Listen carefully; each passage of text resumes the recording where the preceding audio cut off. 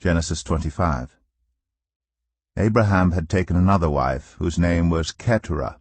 She bore him Zimran, Jokshan, Medan, Midian, Ishbak, and Shua. Jokshan was the father of Sheba and Dedan. The descendants of Dedan were the Asherites, the Letushites, and the Leumites. The sons of Midian were Ephah, Epher, Hanok, Abidah, and Eldaah. All these were descendants of Keturah.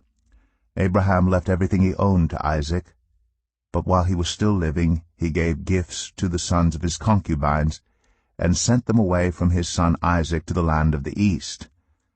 Abraham lived 175 years. Then Abraham breathed his last and died at a good old age, an old man and full of years, and he was gathered to his people. His sons Isaac and Ishmael buried him in the cave of Machpelah near Mamre, in the field of Ephron son of Zoar the Hittite, the field Abraham had bought from the Hittites. There Abraham was buried with his wife Sarah.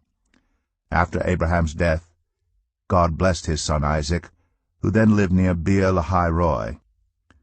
This is the account of the family line of Abraham's son Ishmael, whom Sarah's slave Hagar the Egyptian bore to Abraham. These are the names of the sons of Ishmael, listed in the order of their birth: Nebaioth, the firstborn of Ishmael, Kedar, Adbeel, Mibsam, Mishma, Dumah, Massa, Hadad, Tema, Jetur, Naphish, and Kedemah. These were the sons of Ishmael, and these are the names of the 12 tribal rulers according to their settlement and camps.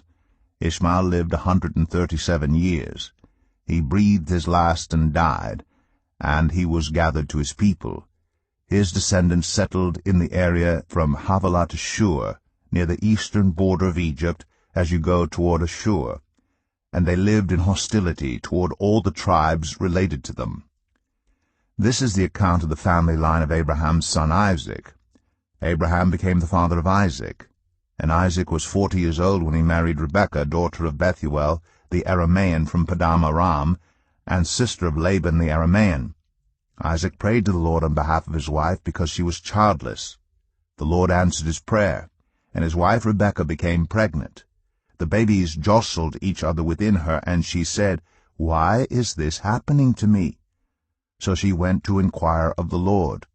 The Lord said to her, "2 nations are in your womb, and 2 peoples from within you will be separated. One people will be stronger than the other, and the older will serve the younger." When the time came for her to give birth, there were twin boys in her womb.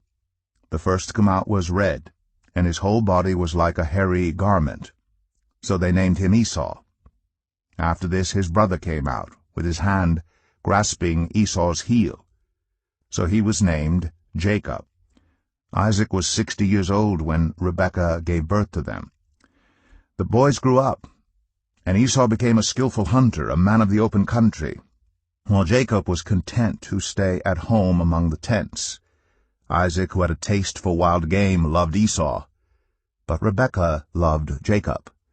Once when Jacob was cooking some stew, Esau came in from the open country, famished. He said to Jacob, "Quick, let me have some of that red stew. I'm famished." That is why he was also called Edom. Jacob replied, "First sell me your birthright." "Look, I am about to die," Esau said. "What good is the birthright to me?" But Jacob said, "Swear to me first." So he swore an oath to him, selling his birthright to Jacob. Then Jacob gave Esau some bread and some lentil stew. He ate and drank, and then got up and left. So Esau despised his birthright.